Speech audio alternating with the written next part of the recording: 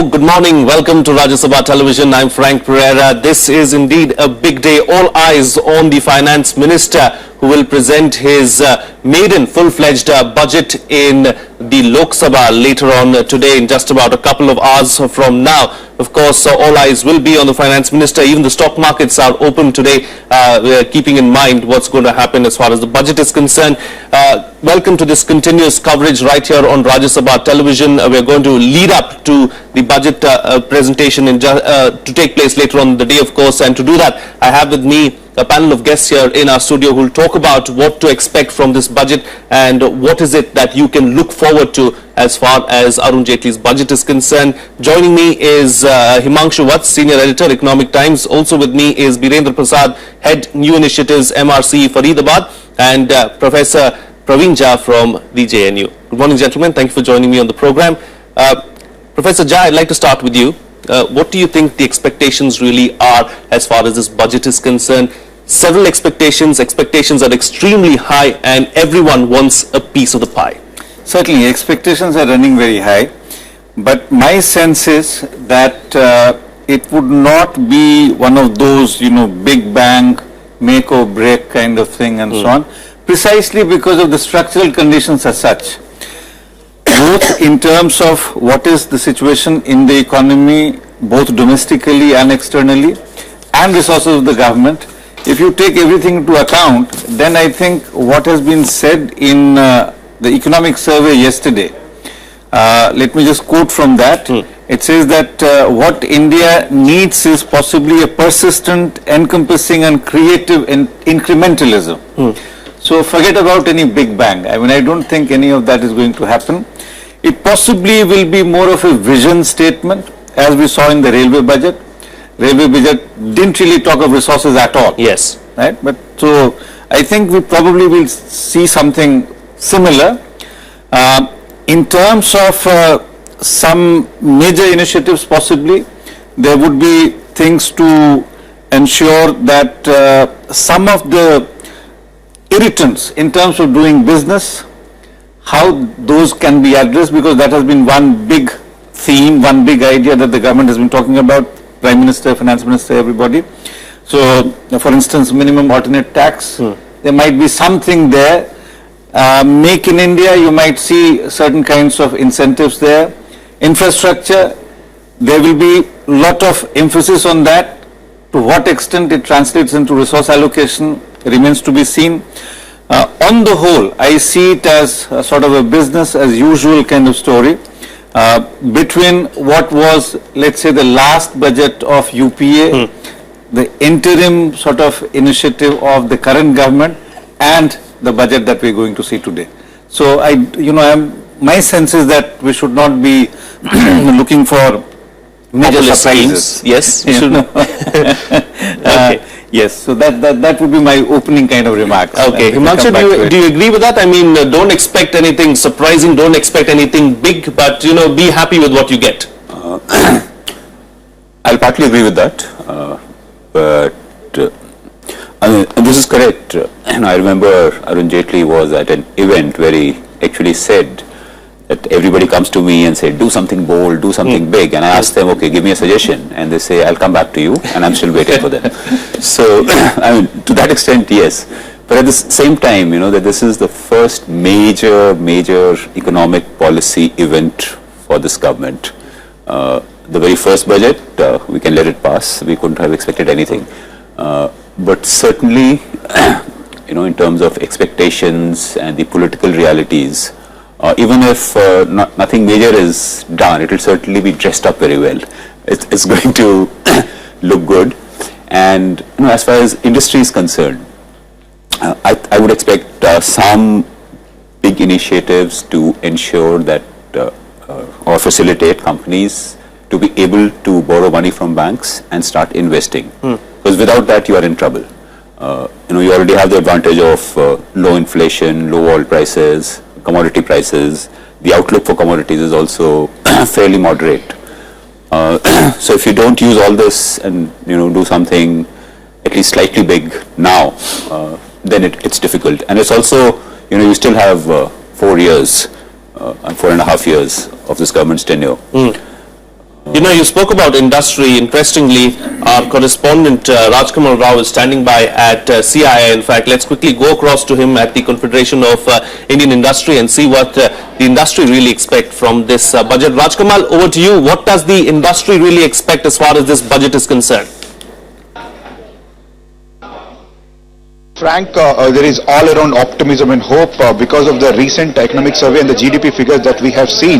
The revised GDP figures, I must say that they are expecting the finance ministers to project growth figures up to 10%, which is double-digit figure that this government is talking about. But they are very keen about the results that were that came and the report that was tabled in Parliament yesterday on the economic survey, which says that the government must allow investment, but only where there is some kind of hope for returns, clearly indicating that government must reduce the burden of subsidy. To one liner here, that the PDS subsidy which were laid out in economic survey and the other subsidy which were given in economic survey give clear indications that this government has very less room to play and they cannot go on increasing subsidies, but they will have to invest on their pet projects like Make in India, infrastructure development, especially port-led connectivity, road connectivity, and the kind of infrastructure projects that this government has been promising will be under keen watch by the industry, which from whether it is CII or FICCI, they will be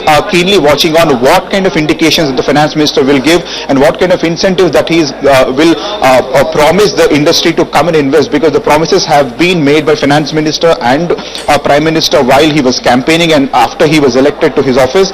But a lot of people in industry have raised their voices in the last one and a half month that the promises that were made by finance minister and prime minister were not translated on the ground.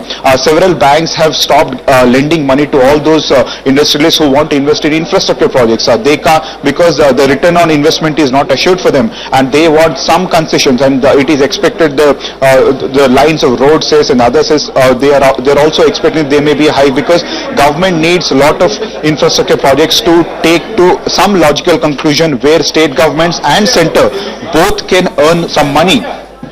All right, do stay with us, Rajkamal. I'll come back to you in just a bit. Of course, Birender Prasad, very important and valid point there being raised, and it is true. In fact, there are several members in the industry who've raised their voices in the last couple of months, of course, saying that the government has not really fulfilled some of its promises.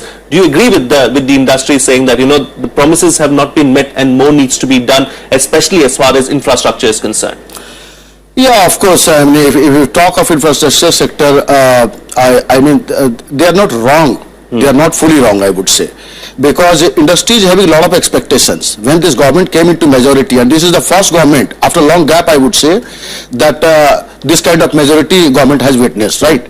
So industry is having a lot of expectations. Manufacturing sector, and our prime minister, he has emphasized so many times that we are going to take care of manufacturing sectors. It is going to yield a lot of employment as well, right? And those expectations are,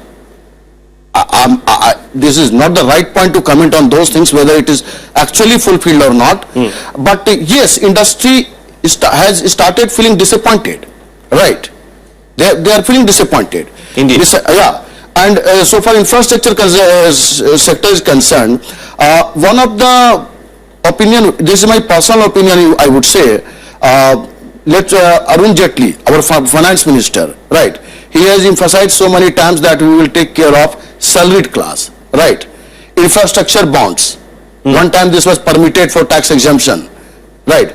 If this kind of policy government is coming with, I hope this is going to give a lot of boost to infrastructure sector. And let's see what happens, what is there in their boxes. Indeed. Right. Himanshu, I mean, the infrastructure sector indeed requires a boost, and that's something that we need to concentrate on. Do you think that the government is going to take this extremely seriously this time around? I would expect it to do that. Yeah. You know, one of the things mentioned in yesterday's economic survey was that how the public-private partnership model has not worked very well. But at the same time, it said, however, this needs to be maybe fine-tuned, but private investment remains pretty central to rapid infrastructure development. It also made a point about how certain big projects which were bid out too aggressively, you could have allowed them to perish rather than trying to revive them. So the message for the need of infrastructure development, need of private finances for that, and the need of discipline, and even punishing reckless bids. Because if you make a reckless bid, you grab the project and you're not able to do it. Yes. You have denied many other companies from doing it, and infrastructure is not being developed. And then you get into litigation and court cases. So I would expect a lot of focus on infrastructure. And there will have to be ways to get private capital into it, maybe pension funds, insurance funds. There could be some talk of, a better debt market, long-term financing which is required, without which, it's very difficult to fund infrastructure. There are going to be very severe fiscal constraints. We've had a Finance Commission report which talks about adhering to fiscal targets, which means, this whole debate that, okay, let fiscal discipline slip for some time and let's spend heavily public expenditure. I don't think that can happen too much. Praveen Jha, interesting points there made by Himanshu, of course. It looks like the infrastructure will get a boost this time around, but remains to be seen. Of course, we'll have to wait for Arun Jaitley. But then what do you think are the other key sectors, other key areas Let me just say a word on infrastructure. Again, I think what Himanshu said earlier, that there will be a very well-dressed kind of budget. So in terms of intent, certainly you will see a lot of talk and so on. But the real issue is, where do you get the money, right? The public-private partnership experience has not been very good, as has been acknowledged by the government. How do you improve that? Of course, I agree with Himanshu, if you can get something going there, that possibly is the way out. Because our tax GDP ratios are among the lowest in terms of comparator countries. Right. I do not see how you are going to increase that in this budget. Given that, it seems very difficult any scope for increasing public investment in infrastructure. Right? On the other issue that you said, well, what could be the other things that might be there? My sense is some of the schemes which generally have been criticized for leakages, etc., they might get whittled down. Okay, on the grounds that we will improve the functioning of these, so effectively on the ground it will not going to make any adverse impact for the beneficiaries. Right? So if we can reduce leakages, etc., by let's say 50%, we can easily cut it down by 25%, the allocation and so on. So maybe Mahatma Gandhi National Rural Employment Guarantee Act, you might see that there is no significant increase in real terms. If anything, you might see some decline there. On the grounds that there has been now, the government has already adopted the 14th Finance Commission recommendation, not in entirety as yet, but certainly the most important recommendation, which is the devolution increases from 32% to 42%. So on that ground, that now the state will have more resources to take care of a number of sectors which are either in the concurrent list or where, even if it was in the state's list, the center has been playing an important role. You might see significant compression of outlays from the union government. These are going to be, my sense is, some of the important sort of maneuvers that this budget might offer. Indeed. Right? Yeah. It is a fact. It is a fact that the government does not have money. The government is desperately looking for funds, trying to get in money from all possible ways to try and, invest it back into the country. But then, Birender Prasad, there are several pet projects as far as this government is concerned, projects that are very close to Prime Minister Modi. How do you see the Finance Minister addressing those projects? Do you see a boost for those projects in particular? Of course. I mean, the Modi government has a lot of focus on infrastructure sector is one, manufacturing sector is two, right? And I'm sure a lot of boost would take place in the area of infrastructure sector. I totally agree with my panel member. There are certain plans, right? And that was absolutely my personal opinion when I said infrastructure bond tax exemption limits should be enhanced, right?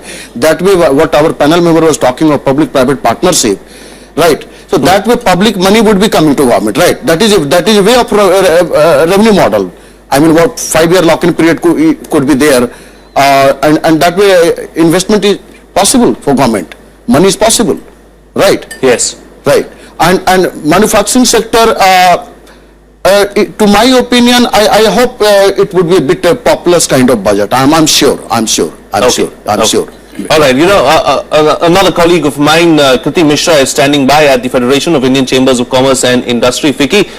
Kriti, good morning. A big day as far as FICCI is concerned as well. There's a lot of activity there, I understand. Take us through what's happening there and take us through the expectations really as far as FICCI is concerned.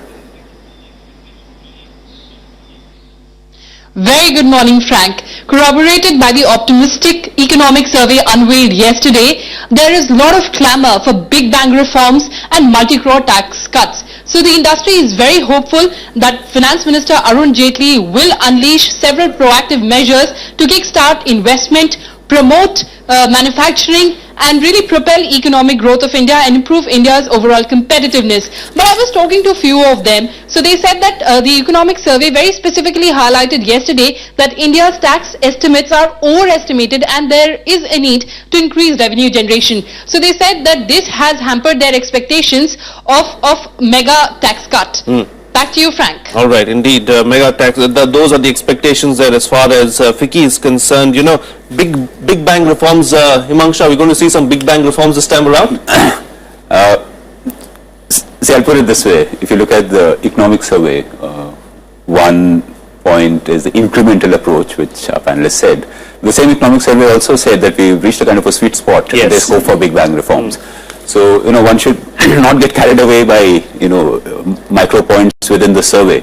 Right. The same survey also says, where it is talking about a unified agricultural market, it says, there is need to have a unified market, there's need to have private investment in warehousing, there's a huge gap in investment and infrastructure, and this gap can be met if you liberalize foreign direct investment in retail. Now, that's a big bang reform. Yes. And the survey says it. But the thing is, as we've seen in many past surveys, that there's a lot of good economics from different sources that creeps into the survey. That's not necessarily going to be economic policy. So it's really, one has to wait and watch what actually is done. Is hedging his bets. There were several small schemes announced last time around, 100 crore schemes, I think 100 of them. Himanshu, how many of them were? There were several small schemes. 29 schemes which were less than 100 Less than 100 crores. And, where did all those schemes go? We didn't see them fructifying at all. Are we going to see some more of those announcements this time around? You see, given the nature of budget making and the perception of everybody who's in some sense affected by it, such things will not disappear completely. Right? So you have to name some schemes in the name of your let's say, searching for the right word. I'm just, yes, exactly. Those who you probably think have been your ideologues and etc. So some of those you will never escape. Right? But certainly what had happened in the last budget was possibly an overkill. Very large number of schemes, resources were really very thinly stretched. That doesn't help, right? Even the finance minister and the government knows it very well. So probably you will see, if at all, an attempt to maybe reduce the numbers of such schemes or such announcements, at least in this budget. Maybe trying to identify some of the major ones from the last year's budget or last budget, and then try and build on that. So some attempt at trying to find a midway between, what was done last time and consolidation and fewer schemes, etc. So with respect to schemes, etc., that is what I would anticipate. Right? But in terms of, whether the focus would be on those or really what have been the pet projects, as you were saying, the attempt would be to convey that the pet projects are far more important than those minor ideas and initiatives. And that's sort of the sense which one is gathering. In terms of, again, big bang ideas, even with respect to taxation or what can be done for industry and so on, you see, if you talk to the industry at large, there is an optimism which continues. There is no question about that. There is a feel good, positive sort of sense and so on. But you will start asking them, and some of them have come out very openly. Mr. Parekh, for instance, who said that almost nothing has happened. Yes. Right? So you have similar He's voices. been vocal in the past Yes, as well, yes, and he's probably yes. one of the first ones to come out and speak whenever Yes. there is something happening. So he's done that this time around. True, too. true. So, we're completely out of time on the program. We just have about a couple of minutes to go, but I'm going to take closing comments from you. What do you think, that we look forward to as far as this budget is concerned? Your closing comments, Birender Prasad. In totality, I would say this would be in favor of the people. Right, in favor of the people. Because government cannot afford to disappoint people. They have Yes, got... but the government also has another 3.5 or 4.5 years remaining, like Himanshu said. So they don't really have to please the people. Very recently they have miserably failed in Delhi. Right. So you're saying it's going to lean towards populism and shadow effect will take place. Okay. I'm sure. So you're saying it's going to be a populist budget and maybe also something in it for Bihar as well, maybe. Could be. Okay. Himanshu, closing comments from you? Yeah, I'll frankly not expect a populist budget. It makes good political sense also to build the foundations to give you room for populism in year 4. So I would expect, the kind of budget we saw for the railways. You didn't have any obvious populist scheme or anything going for the railway minister's constituency or state.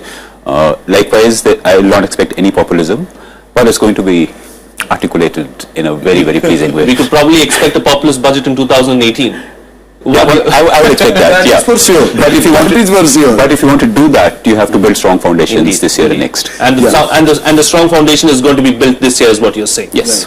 Closing comments from you, For Professor? good or for bad, I think what you will see is an attempt to put the foundations of the economic philosophy of this government in this budget. One can agree or disagree with that philosophy, that's a separate issue altogether. But whatever it stands for, hopefully all that will be translated into the budget document, because as you have been saying repeatedly, this is the first full budget and the government has 4 more years to go. If it does not do it now, when would you expect it to do that? So essentially a number of things that it's been harping on, it's been talking about. Again, I'm not being judgmental on it, but I'm simply saying that in terms of its core ideas, for instance, maximum governance, minimum government, right? So you will see attempts of that kind to sort of basically put in place this argument that there is too much of government expenditure or consumption and too little government investment, right? So there will be an attempt to try and put all this together and sort of set the foundations of its vision. Indeed, that's how I see that's it. the consensus that we reached here in our studio. Expect a realistic budget, something on the lines of the railway budget a couple of days ago. Do not expect a populist budget, is what our panelists are saying. Thank you so much, gentlemen, for joining me on the program this morning and trying to decipher what's likely to happen during the course of the day. That's it from me. Thank you so much for watching. Stay tuned for much more coming up on the other side.